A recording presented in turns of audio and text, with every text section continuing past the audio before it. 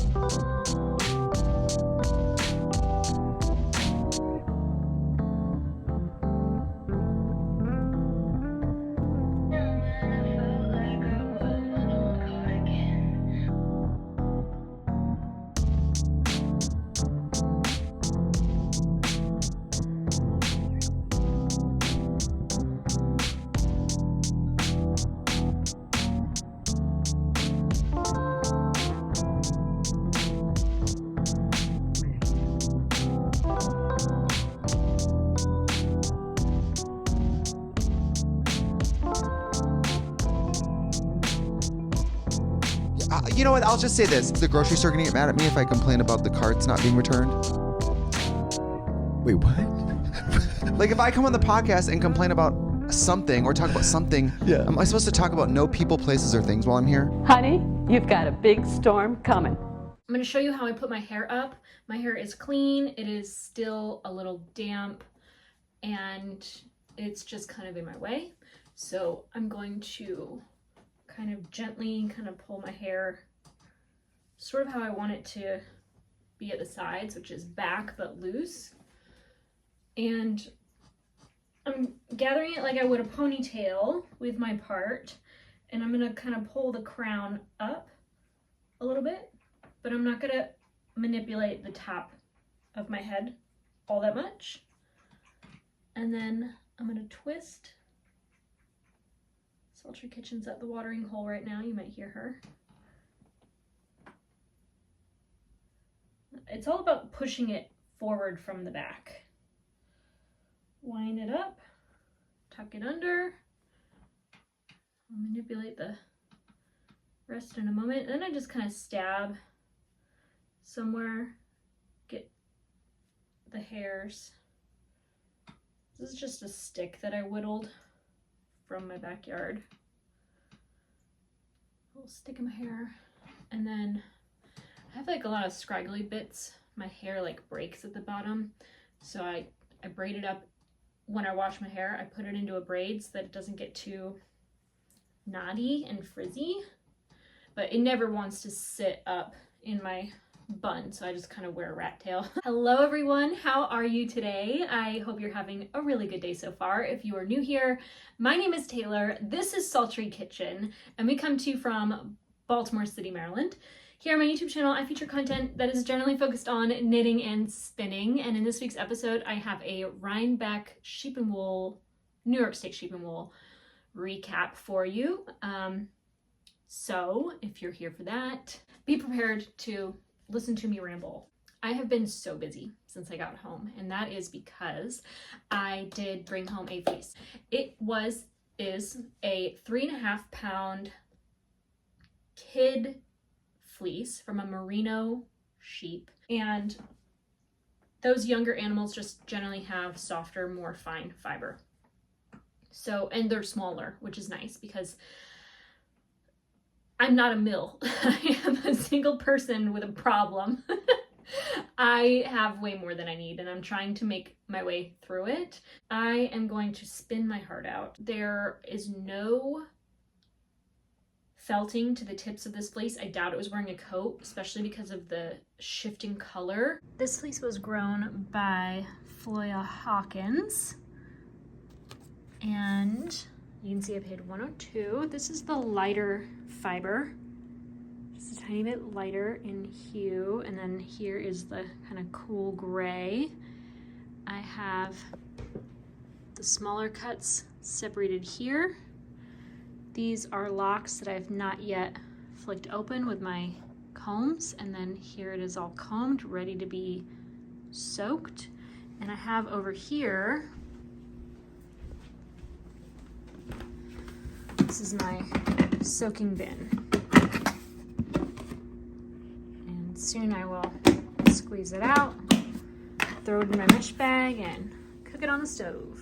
There's practically no vegetable matter. I can count the very few pieces of vegetable matter I pulled from this, and that is because it was a heavily skirted fleece. So skirting is when you shear the animal, you lay the fleece out to review, and you remove the belly, leg, sometimes the neck, the rump, anywhere that is filthy, dirty, disgusting, short staple, felted fibers, whatever. So it had been heavily skirted, which made scouring this fleece and picking through it quite easy. One thing I do for all my fleeces is I will staple a sample of the fiber to my receipt, and I like to just save these to review year after year all the different fleeces I've acquired and how much I paid. I have this storage tin where I save all my fleece receipts and samples. And I will just fold this one up and put it with the rest. Today is Saturday. We got home on Sunday. I don't think I touched the fleece on Monday. On Monday, I was just readjusting to life back in the office, doing laundry, you know, petting my pets, whatever. So Tuesday, Wednesday, Thursday, Friday, the last 4 days, I have been sorting this fleece. It is fully sorted, mostly prepped. I have about half, more or less, I would say a little less than half of it already in the stages of soaking and having been washed. So anyway, I'm a little ahead of myself, but I've been obsessively working on this fleece all week because the disgusting truth is that I have a barnyard animal coat of fiber living on my dining room table. That is where I sort and process my fleece because, you know me. I am a childless cat lady with nothing better to do at my dining room table, honestly. So it is like a Formica style surface that is like impenetrable to all of my tools and things. So I'm very grateful to have that and have that space available to me. And that's one of the reasons I've been so focused on this alone all week and nothing else, is because I cannot wait for my house to smell good again. I still have about half of it to comb out, which is what I do prior to soaking and then scouring. And I feel that that is a critical step in the process for me when cleaning fine fleeces. If you are cleaning a medium or long wool, I don't think it's quite as necessary because one, there's very likely a little more space between the fibers. You don't have to create that space by opening it up, and there's less lanolin between the fibers than you find in like a finer wool. So there's less to get stuck in the tight spaces between fibers. So I use a second set of hand carders, a second set of hand carders I have. They are not beloved to me. I did not even pay for them. They were given to me by someone who had destashed a lot of their wool spinning supplies. And I use the carders to flick open the ends. You could use a dog brush. That would be a better tool, honestly. And that space allows for all the lanolin and debris to wash out very easily. It is front loading a huge amount of the labor in hand processing wool. So I do the hardest, most time consuming, most tedious, most exhausting work before I even wash my wool. And I'm halfway through. I am halfway through. Last night I was up till midnight picking all the pieces and putting them in their rows. And so what I expect is that it will not take a huge amount of blending effort to get this fiber to mix well. Like I have had other fleeces that are not consistent in their coloring. Some is a little dark, some is a little light, and it was like everywhere. I had a harder time blending the colors to make each skein match exactly. This, I think, is going to be easy to create a whole sweater quantity that's like generally the same, because every hunk of wool is like half and half.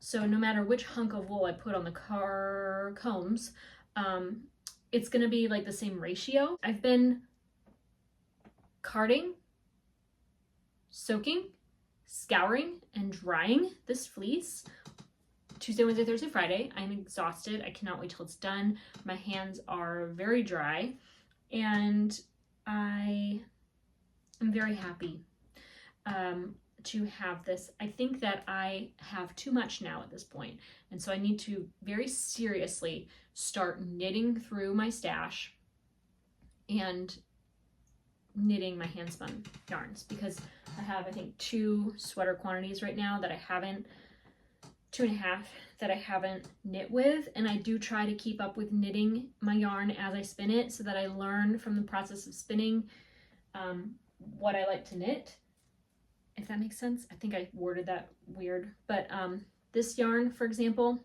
way overspun. It's like a rope. It's weird to knit with because it's unlike anything else. It is like you're knitting a rope.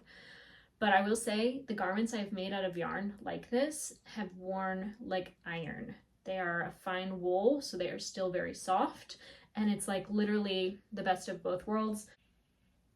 I just love when I clean wool well enough that it is bouncy and squishy and dense, but it doesn't smell like an animal. I have made that mistake before. I have kept a little lanolin in a sweater quantity that I knit, and I just cannot wear it. It just smells like lanolin. This is, you won't believe it, this pillowcase is exactly 215 grams of wool, unspun.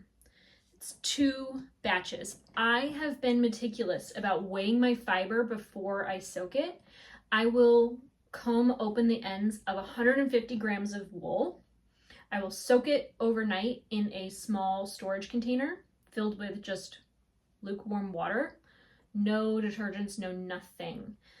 The urine that's trapped in the fiber, when soaked in water, creates a bit of a solvent to the lanolin, and it becomes like soapy, slippery, like it's like a self-cleaning almost process where the dirtiest work is done before I've even taken it out of the cold soak. So please don't ever underestimate a cold soak. I have washed multiple fleeces at the start of my wool processing journey where I just went straight on to the stove, hot soapy water, and I was brewing the nastiest poo-poo pee-pee in my kitchen. So lesson learned, cold soaks are everything.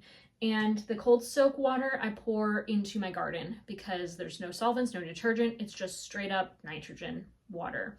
And I haven't done a garden update in a minute because I haven't had the time, but there's a lot to show you. I will show you today before I do any work out there.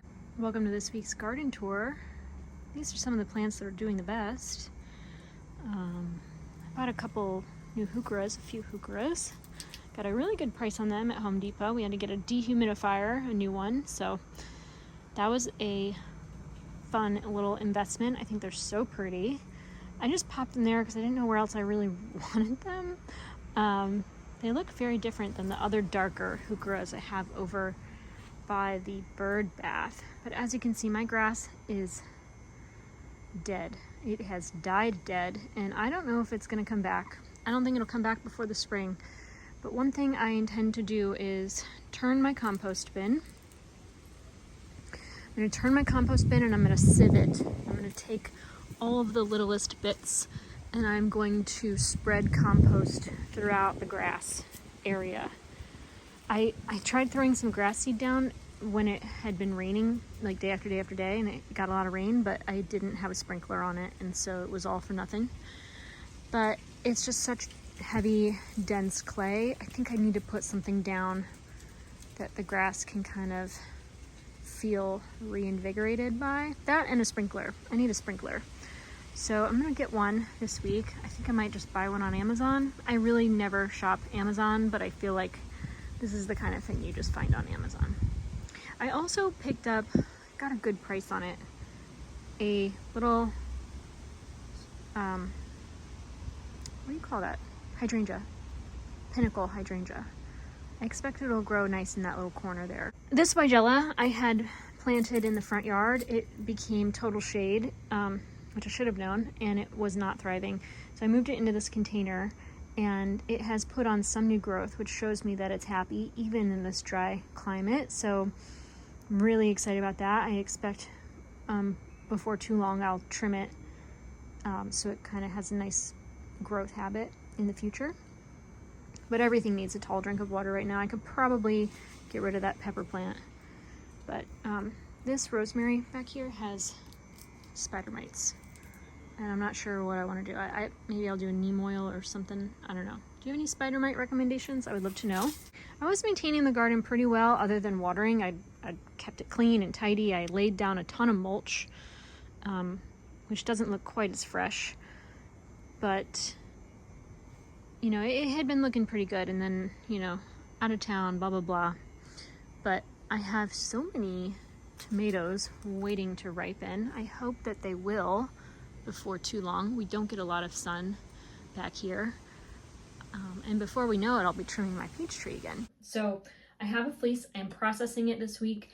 I can't wait to start spinning it. I'm going to spin it right away, except for I have fiber I've been meaning to show you, and I have an amazing recommendation for storing prepped fiber. This is a bag I bought at IKEA. It was $1.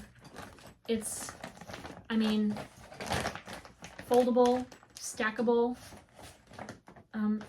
I can even have, I wish I bought like 10 more, but it keeps things generally safe and secure. And I think it's the perfect container for combed fiber. So I combed this Jacob lamb's wool fleece.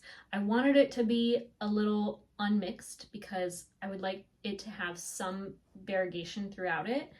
I don't know if that'll come out in the end with the plies, but I'm going to do a 2-ply.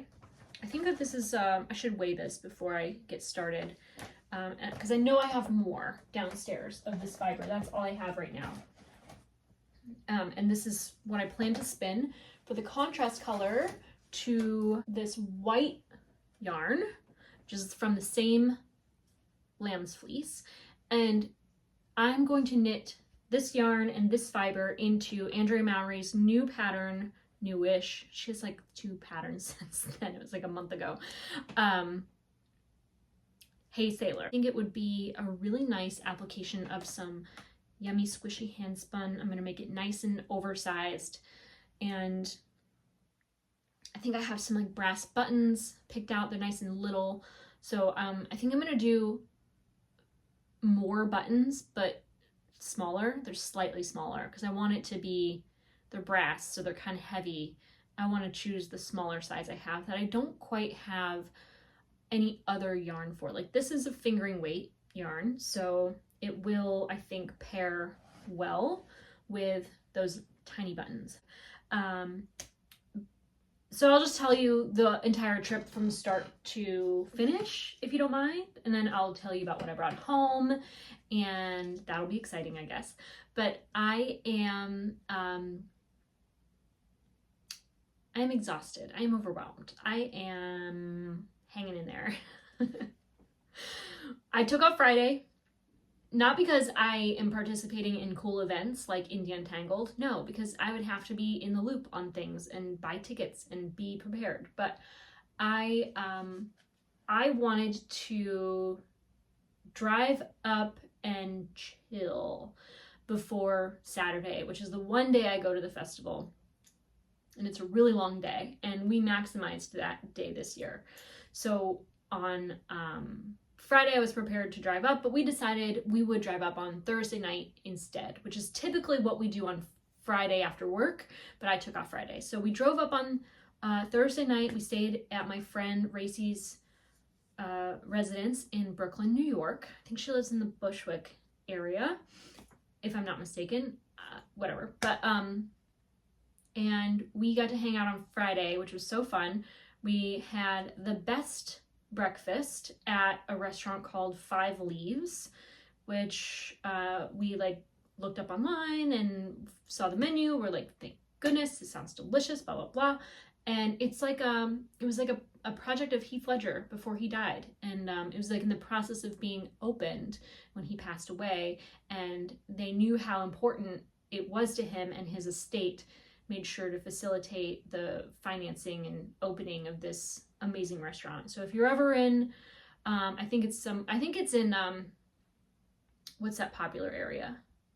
Williamsburg. 5 Leaves, so good, and highly recommend. Then we went to Brooklyn General, which is a wonderful yarn shop, also in Brooklyn, and it was fine.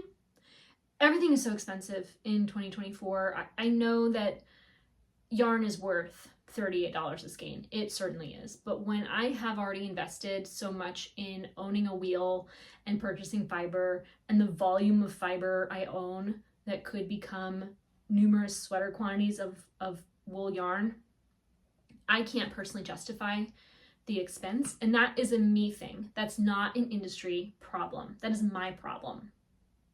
So that's where I'm at in my wool yarn journey, is just I see everything around me. It is so beautiful. It's so gorgeous. I would love to indulge, but I just have my peculiarities, and I just can't commit to a $38 skein of yarn. And I wish I could. I wish I sometimes had a different journey, because having to spin, I don't have to. I love to, okay? I'm being cheeky. I'm being weird. I'm being out there. I'm not serious when I say some of the things I say. I am a Gemini, okay? I mean it, but I also am being funny and silly, okay? So don't take me too seriously. But yeah, it's like a blessing and a curse to spin your own yarn, because it's not that you pick something up and think to yourself, I could make that. But like literally you can. So very nice. I was struggling to find something I really needed to buy because I wanted to support the business. But I had a realization, and it was like the first thing I looked at. What a haul. But I grabbed 2 skeins of Jamieson's of Shetland, Shetland Spindrift. This is a yarn base that they carry there, that obviously it's not too expensive, but it's like, I didn't know Jamieson's was significantly more expensive than Jamieson and Smith. You can find Jamieson and Smith for like $6.50. This was $9, and they're the same size, same type of yarn generally. This is a little heavier, I find, than Jamieson and Smith, like a hair heavier. But I wanted to grab, and I know that I'm knitting or crocheting from my stash for my Granny Square project, but I wanted to grab a couple colors that I really loved to pop in here as like just a little more variance, because I know I have a significant amount of blues that I wanted complementary colors to mix with. So I thought these 2 skeins, because I really wanted to buy something there. I really wanted to support this business, even if it was just, you know, $18 spent. I didn't want to walk out buying nothing, because otherwise I would have. So I got these for my crochet project, and I'm really excited about that. I also ran into Gudrun Johnston at the festival, who you know is, I'm sure, maybe you do, maybe you don't, but she is like a employee. She's like a representative of Jamieson's, and helps to spread the love of Shetland wool across the United States. So really fun to have bought this at one of their local vendors, and run into her, and I love that I have this now. So then after all of that, we went and got more food. It was a very expensive food day. I've never spent so much money on food in a day. Very fun, no regrets. But we went to a gluten-free Italian restaurant, which was phenomenal because how often do you ever get to try that? So we had like the squash ravioli and the margarita pizza and fried pickles because I'm a fried pickle girly. And when do I ever get gluten-free fried pickles? Almost never. And of course we got the shishito peppers, which are naturally gluten-free, but like every menu right now has shishito peppers on it and I love them. So they were good. The very best shishito peppers, though, if you're ever in Baltimore, are at Bluebird in Hamden. Highly recommend. And that was Friday. We drove up to Beacon, New York, which is where we booked a little mother-in-law suite. Totally separate from a house, but just a single room off the side of a house. And it was the best. It was very close to like downtown Beacon, like right around the corner on the edge of a mountain. So you're just looking at, you know, beauty. And the Hudson Valley is so gorgeous this time of year. So we got to drive and hang out. I wish we spent more time in Beacon though. If I were to do the weekend again, I would spend less time in Brooklyn and more time in Beacon, only because we didn't get to see Beacon this year. And it's one of my favorite towns. There's so many great shops. We did go out to eat on Saturday night at the restaurant. I don't know the name of it, but it's like part of the movie theater. So if you're ever in Beacon, New York, and there's like a movie theater, it's the restaurant that's like, they share a bathroom. Like they're pretty much like a symbiotic sort of business thing. But food was good. We ate outside. It was very nice. I have wool on my face or something. I don't know, my hair. But where was I? Yeah, I just wish we got to hang out in Beacon more because it's such a nice small town. And if you are ever planning a trip to Rhinebeck, you might consider, especially, I mean, most people have a car that go because it's so difficult to take like public transportation all the way to the festival. But one way to make it more affordable is to stay further out than Rhinebeck or Kingston, but like Beacon is an hour away. And so, and we were coming from Maryland, so we drove all but an hour from the festival, which is not an insignificant amount of time, but it cut, that 1 hour cut the drive time down a little bit on our travel day.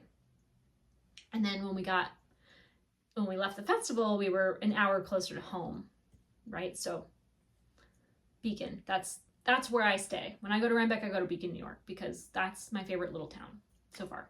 There's also a gluten-free bakery called Kitchen and Coffee.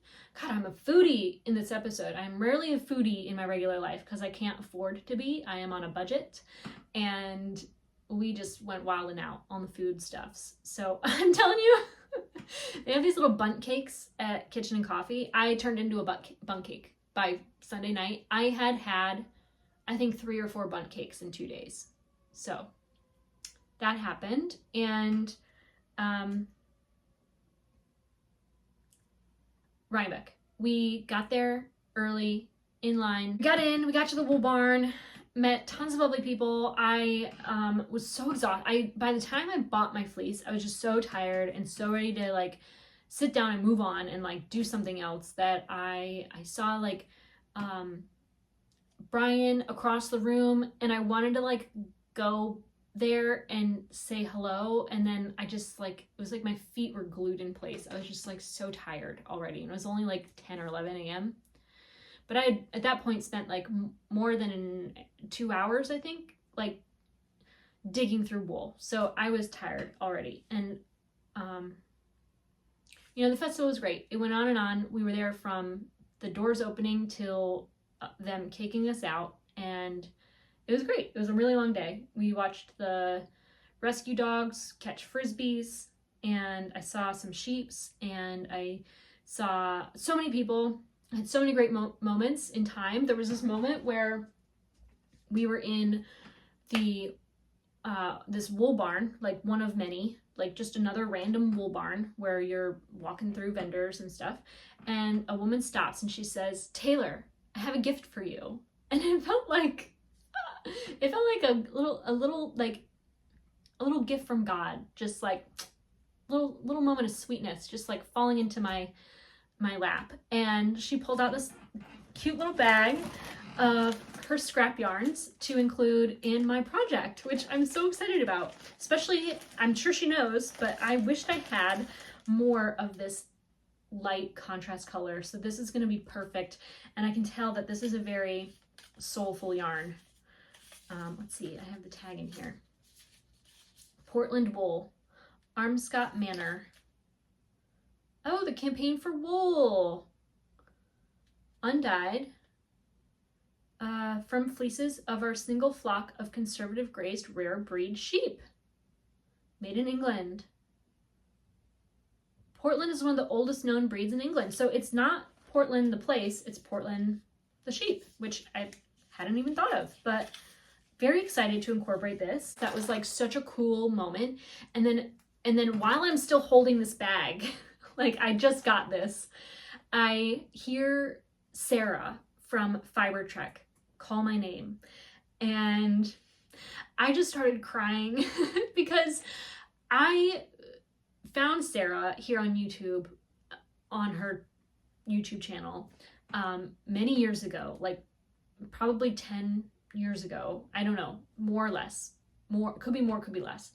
And I saw her hand spinning and I loved her. I just loved her. I love her now. I would never have started spinning if it weren't for Sarah. I mean, there were other people online at that time for me too that also spun. I'm thinking of Knitting the Stash too. Like she's another person in that era of time where I was just like learning about what handspun yarn is. And I never thought I'd ever meet Sarah. Like you know, she's in like the woods of Maine, and of course, like Rhinebeck, like why wouldn't she go? But I just didn't expect that, and it was so exciting to see someone who I never thought she knew I existed. To see her and hug her and hear her, you know, comfort me, and, you know, just knowing about my dad and all the things, like it was so comforting to meet her and to see her. And I just started crying like immediately. When you meet, like, I mean, she is like a wool angel on this earth. And that was like a huge moment of my day. I mean, I just didn't stop crying like for several minutes. I think I was like crying just thinking about it later on in the day. So I'm crying. I'm not crying, but I'm teary-eyed. So it was really special. And I got to meet Candace, who has that yarn company and that yarn shop out of Montana. Farmer's daughter. My goodness. I'm just like cracking up right now. Like my brain is just so frazzled. Because it's been such a long week. It was a lot of travel. It was an exhausting Saturday. I'm telling you, I wash my face every night. I apply my skincare. I go to bed. I brush my teeth. I wear my retainer. Okay? I go to bed with diaper cream on my mouth. Like, you know. I passed out and I fell asleep. I didn't wear my retainer at night. That is not characteristic of me. That's how tired I was by the end of Saturday. And it was such a fun day with so many fun moments. I got to meet Andrea Mowry again, whom I've met before. I mean, she is the Taylor Swift of the knitting world. She's an icon. She's a legend. So that was great. And I got to chat with her. And, you know, I got to like see other yarny people whom I'm like too intimidated to just like walk up to and say, you're amazing and I love you, but you know, that happened. So it was a long day. I'm very tired still. I did bring home a few other things. So this is my haul, really quick. I was in, just because, and I know all of their yarns, I've seen them, I've touched them, I've smelled them, and I've talked about already on my channel how cool the people at Hairstyle Designs are. And just, I love the vibe. I love the mill, I love the yarn, I love the vibe. And I saw that they had these tote bags that you got for free if you bought $100 of yarn. And I didn't have the budget to buy $100 of yarn. And we'll get to my budget at the end of the video because I know most of you don't care. I saw this tote bag and I'm like, that's so cool. Oh my God, I love that tote bag. And if you don't know, every year Rhinebeck Sheep and Wool has a tote bag with that year's logo, and it was $40. And it has a zipper and it has a pocket and it's a very nice tote bag, but it's not like my vibe. Like, it's not a tote bag I needed to have. I didn't need to have that tote bag for $40. So when I saw this tote bag, I just assumed it was like another $40 tote bag. And we kept walking and I didn't buy anything because I wasn't really planning to spend like a dime, honestly. Like, we spent so much on food, and I got my little skeins of wool for my little project I wasn't gonna buy yarn for, and I was just being on a budget. But I saw another person with this tote bag and I thought, it's so cute and it's so cool and I love it so much. I love that it's like tattoo flash, you know, layout. It's edgy and crafty yarny, has a sheep on it. I just think this tote bag is amazing and wonderful. And when I found out it was only $15, I was so excited. I was so excited, not just to get a tote bag for $15, but they threw in 2 other little nifty gifties. And that was really exciting too. I'm trying to find it. The first was temporary tattoos, which are pretty cool. If I could ever get a hand tattoo, I would maybe get like this little sheep wearing a bandana, you know? That'd be pretty sick. Just blown up a little bit, you know, to fit over my hand. Little sheep's head bandana. And they threw in this cute little bag with a set of shears, little scissors for snipping your yarns. I thought that was so cool. And there's a button in here that says shear, which is one of their newer yarns. It is natural, undyed, and breed specific. I think that they have 2 different breeds, 2 different natural colors. I don't know if they're both in stock, but I knit a version of my linked hat. Gorgeous, obsessed. I gave it to my boss for Christmas, and her son stole it from her and he loves it. So, and I love that hat pattern. I'm gonna knit that hat again with more yarn in my stash. But that took 1 skein of DK, perfect hat, and I love it so much. So what else? I'm gonna go through what's in my bag. I got this gift, amazing, I love it. I cannot wait to incorporate those scraps into my project. Keep all of my Rhinebeck guides in one place. Oh my goodness, I have a free pattern handout from this designer who just came out with a book called Memory Lane, and I will show you this here. She was wearing a version of this pattern in a fair pink color. I think that this pattern is done with 2 skeins of merino silk held together, and there's beads in the center of each lace motif and on the sleeve. And holy smokes, I've never seen anything hand knit so elegant, so divine, so gorgeous. The black one is nice. The pink one she was wearing was amazing. She did these little hand embroidery butterflies on other patterns. I'm gonna link to this book below so you can check it out, but check out the designer because she has other patterns. And I'm not gonna forget, I'm gonna go download a pattern of hers because she gave me a free pattern download when I saw her in the book booth. Every year I buy a bottle of soak because it's the most functional souvenir, but I did buy the Celebration this year, which I don't regret. Did I mean to buy that one? I don't know. And Brian bought for me because he's so loving and kind, another bottle of Utopia's best hand cream ever. I got it in the flavor, I keep saying flavor, I mean to say scent. I got it in the orange and clove scent. Very autumnal. Ugh. It has a sheepy smell. If you're still watching, I have a little story for you.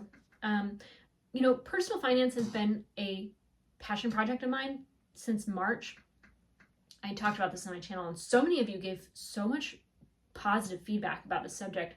I don't know why I don't talk about it more, except that like money is weird, you know, it's like a trigger for some people. I don't want anyone to feel like I'm bragging because I'm like succeeding in my goals in life. But in March, I had a moment where I like scared myself straight. And you know, my dad was going through what he went through, and I realized like if I'm not saving for my retirement, like I'm gonna be in the same position as he is, where I really don't have many options. So I looked at all my monies and I moved it around. I started a retirement fund, and then I needed to create a plan to fund my retirement fund. So I looked at my income, I looked at my spending, and I saw like, yeah, sure, I'm never in debt. I'm able to pay all my debts, right? So I thought I was doing great, but I wasn't saving for like my future when like I can no longer work. So, and I'm 39. So I have, you know, not a ton of time to make up for the like decade I could have been saving that I wasn't. And the thing about starting early is that every dollar you have at like 25 is worth so much more when you invest it than when you're 39. So I have regrets about that, but I'll be fine. You know what I mean? Like I'm gonna be okay because I have a plan. Because I thought I would be responsible, and when my car said maintenance required soon, I was going to make that appointment. And I thought, what better week to get my tires rotated than right before this trip to Rhinebeck? And I should have known, because they told me the last time I was there and I got my oil changed. They said, you're going to need a battery soon, and it's a big expense. And I was like, okay, well, I'll do that next time. And it didn't occur to me the next time would be now. And the day before our trip to Rhinebeck, where I'm planning to bring home a fleece, which Brian bought for me because he loves me so much and he wants me to be happy and he treats me so well. That was like a $650 expense that I didn't plan for. So, you know, I was really, you know, frustrated with myself that I didn't anticipate that, because I very well could have, and I could have fit it into my plan. And it felt to me like it sabotaged what I anticipated happening in the coming weeks, like for the month. And then like, it's also October, like November 1st is a Sephora sale. Like I have plans to spend my money, and I didn't plan to spend it on my car. But I'm just so grateful to have my car, and I love my car. And I got 9 years out of that original battery. Which is an exceptionally long time, I hear. So I'm very grateful to have the vehicle I have, and I'm grateful that I can maintain it well. And I'm glad that I'm going to have it, God willing, for many, many more years. And it got me to Rhinebeck, and it got me home, and I'm glad to be here. And I'm glad to have had that weekend experience. But I was really trying to stay on a budget, and the things that I didn't need, but I wanted, I am lucky to have a partner in life that was wanting to get them for me. And then I got my sweet $15 tote bag and $18 of yarn and fancy wool soap that I have to have, because I won't wash my sweaters without this. I buy like one a year, and it lasts me the entire year, if that says anything about how often I wash my sweaters. Okay. Oh, I also got, let me just show you this haul. I didn't anticipate this. This was waiting for me when I got home from the Sheep and Wool Festival. My cousins, Amber and Doran, who I do not see often because they live in Connecticut and Colorado, shipped me a box of yarn. And they know that I love Jill Draper, and I got Jill Draper's yarn. I don't know why. I mean, I know why, because I've been through a lot and they wanted to surprise me. But I'm so excited to have this. Of course, like, my heart sang when I saw this. I'm not gonna lie. I wish I could make a sweater out of this. But I have a full skein of Jill Draper's Kingston in her Broadway colorway, which is like the very best color of all time. Tweedy, delicious, ochre, greeny, yellow green. Then I have, so these are 3 different bases. That's a DK weight, borderline worsted. And then this is a 100% Dorset wool. It looks like a chain ply, but because it's a little, no, it's a 4-ply. So this might be a great sock yarn. I love the color, especially for socks. I think this would look so cute popping out of some black or brown boots. And I've been wanting to knit socks more. So I really think that I might start knitting a pair sooner than later. I've never worn Dorset wool. It feels like it would be very hard wearing. And I don't think it's a coincidence she spun this into a 4-ply. You know what I'm saying? So 425 yards per 4 ounces. Nice heavy fingering, which would be great for socks. This is a 2-ply. It is so bright. I really like this shade. It's very bright though. I think I will pair this with like a nice muted taupey color. This is a 2-ply, 100% superfine merino wool, and it is super fine, very soft, super soft. And this is her Ansel base. So I've knit with, I feel like I've knit with this. Yeah, I have. I just knit this into my what was that shawl called? I forget. The one I just finished. And this is her color Straw into Gold 1. So I love the way it shows up on camera. It's almost neon. It is quite neon, very bright. And then these are mystery skeins, no tags attached.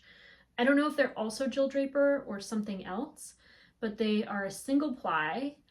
And I don't know what the yardage is, but I did count the number of loops, and I'm sure it is worsted weight yarn. So not a ton of yardage, but I was thinking I would, what was I thinking about this? I don't know. I think I was thinking about knitting a hat. Like a nice folded over brim hat. Although it's a little scratchy. Would that feel comfy? I'm not so sure. I think I would like a hat though in this very dark color, like almost black brown. Seems like there are many little flecks of yellow in this fiber. What a blessing. That was really a sweet and exciting surprise.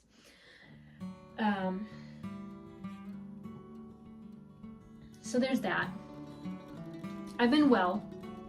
I am still grieving. I will catch myself quietly weeping at my desk on occasion or at my dining room table. Sometimes I just start crying while combing. But you just have to laugh, you know? I do start therapy soon.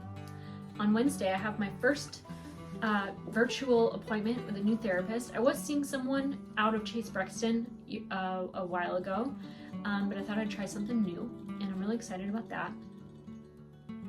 So that's happening, and that's it for this week's episode of the Thread to Mend podcast. I want to thank you so much for watching. If you made it this far into this week's video, let me know below with the yarn emoji, because that's what we do here. We knit with yarn and stuff. You can leave any emoji you want. Why don't you leave me your favorite emoji, or the one you use the most? If you want to find me on social media, my name is TAYLOREOWEN on Ravelry and Instagram. You can find me over on TikTok as Taylor Knits, and I hope you all have a wonderful day, a wonderful week, and you take care.